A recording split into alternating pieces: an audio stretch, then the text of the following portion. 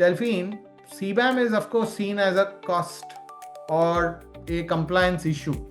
But for producers that have already invested in lower carbon technologies, it could also be a charge which we are giving in terms of their competitive dynamics, which we will get to see.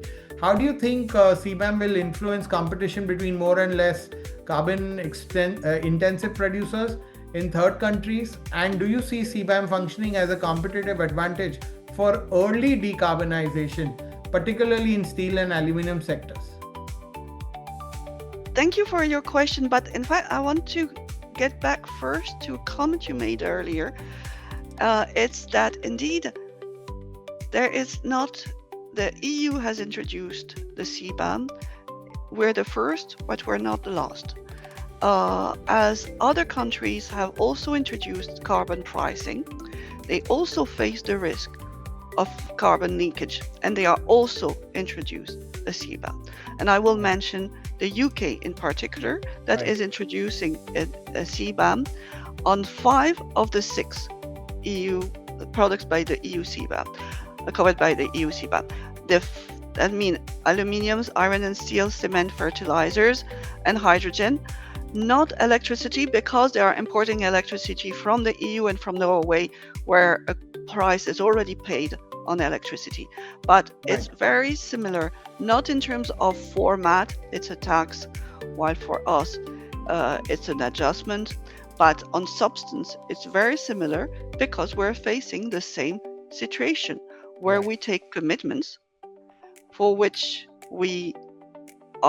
companies are making big strides, and we will ensure that these strides are not lost through the risk of leakage.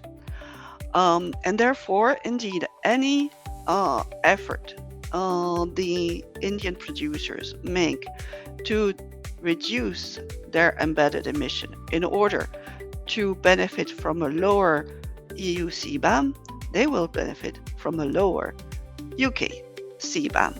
So it's also a competitive tool, not only when accessing the EU market, but when accessing the UK market. And I think there will be other countries. There are other countries that have already mentioned that they will also introduce CBAM. And yes, to go back to your second question, yes, CBAM is very much a competitive tool. If operators who decarbonize, and again, there are various ways to decarbonize. There are some countries where there are obligations. There are some countries where there is a carbon price. And there are some countries where there is no obligation of national obligation, but you have industries who take the lead in decarbonizing their production process.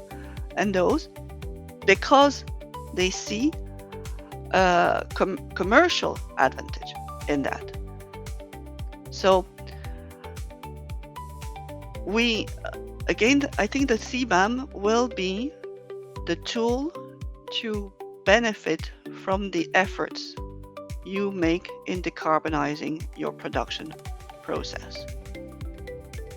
As for indirect emission, indeed, for the time being, the CBAM covers only indirect emission for cement and fertilizer. We will be looking at extending the scope in the next iteration of the CBAM. There are, with respect to third countries, there are some who are very much in favor because they have already decarbonized their electricity grid. Others who are less demanding, but there's an issue of monitoring the emissions and so on.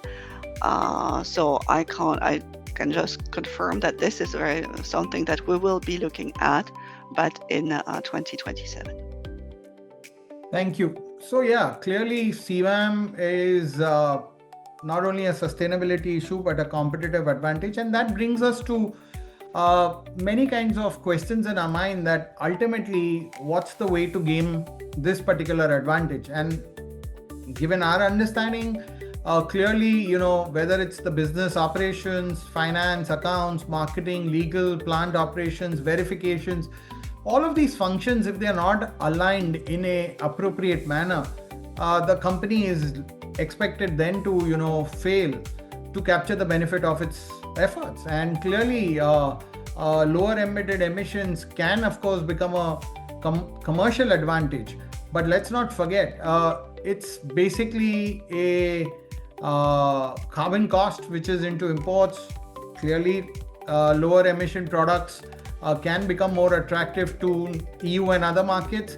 And clearly, question here is, early decarbonization is a good sign, but let's be very, very clear that the advantage is lost without having a clear advantage and evidence. And this evidence may be required, because ultimately, whether it's, if you are not able to show this evidence, either through credible data, allocations, and the methodologies which you apply, the audit trails, verifications, documentations, commercial value, clearly of the decarbonization will not translate into the contracts. And therefore, it's important to, very, very important for our folks who are listening to this webinar, that clearly the response is, it is a cross-functional and a contract-driven exercise.